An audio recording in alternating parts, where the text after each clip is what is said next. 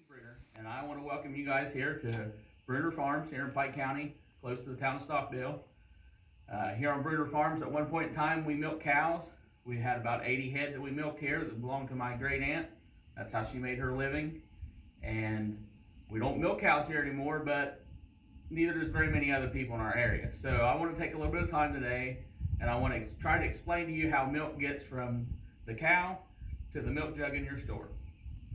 My children, although we don't still milk cows here, still take dairy cattle for 4-H, so most of the time, this time of year, we would have a milking cow here for you to see. Due to this COVID-19 epidemic, we don't have a milking cow on our farm right at the moment, but I still want to be able to walk you through the process of how we would take care of a cow here on our farm if we had a milking cow.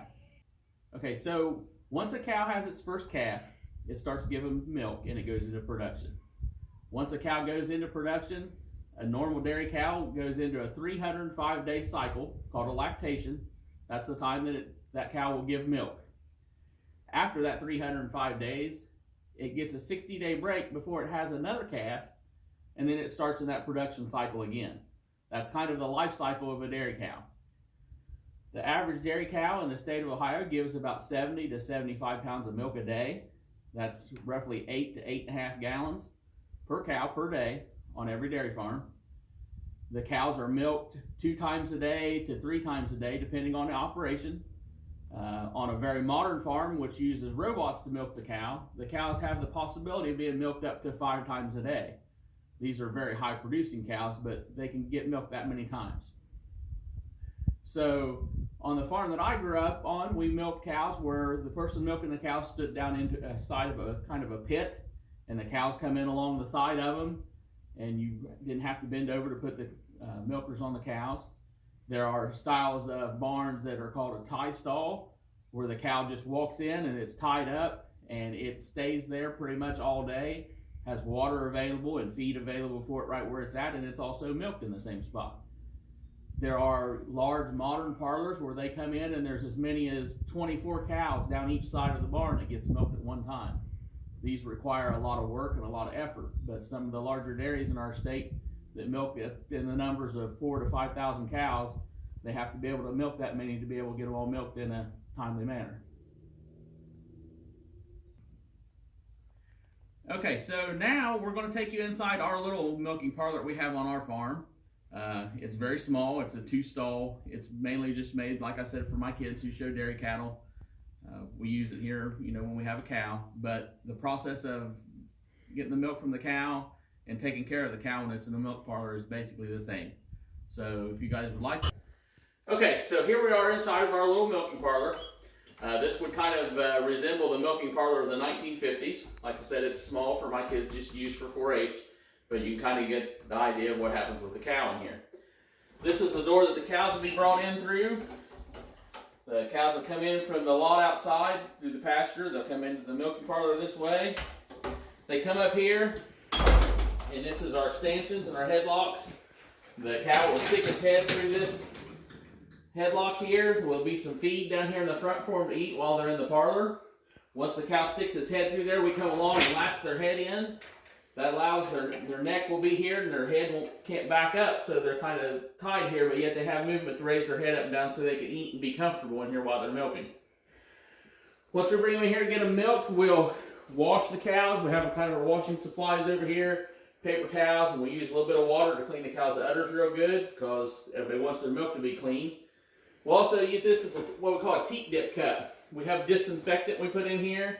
We dip the cows before we milk them. We let it stay on about 30 seconds or so, and then we wipe that off again with paper towels.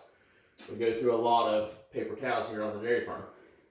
Once the cow is clean, we'll come in here into our wash room and get our milkers.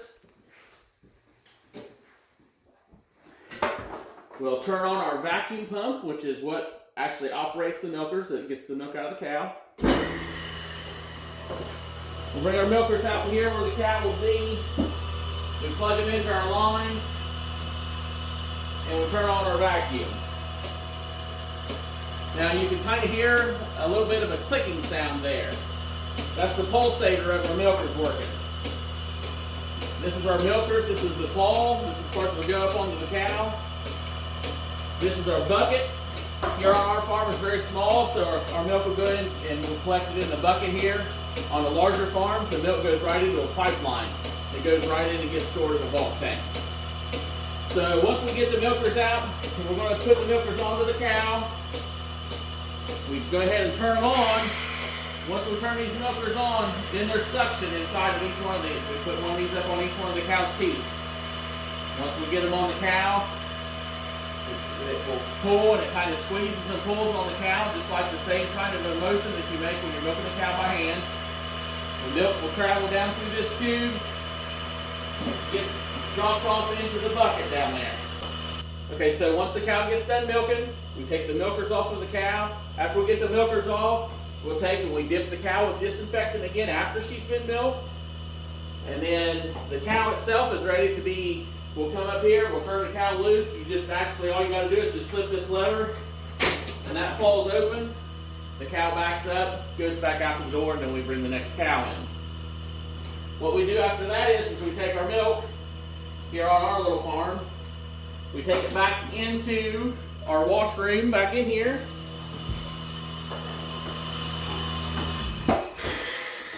And we will divide the milk up into whatever we're going to do with it. A lot of the milk we have here, because we just have 4-H calves, we use the milk to feed some pigs. We use the milk to feed our small dairy calves. So we'll dump it in the appropriate buckets. And we use some of the milk here for our own purposes when we have it. Milk separated out what we're going to do with the milk. What we do is we clean everything really good. That's the most important part on a dairy farm is cleanliness. Because everybody wants to put out a good, healthy product for the consumer, which is you. Nobody wants to drink milk that's been infected with any kind of dirtiness or something, foreign material or any kind of bacteria or anything. So we make sure we clean our stuff very well. Our milkers, or any milkers on the dairy farms, they're cleaned before we milk and they're cleaned again after we milk. They're disinfected really well.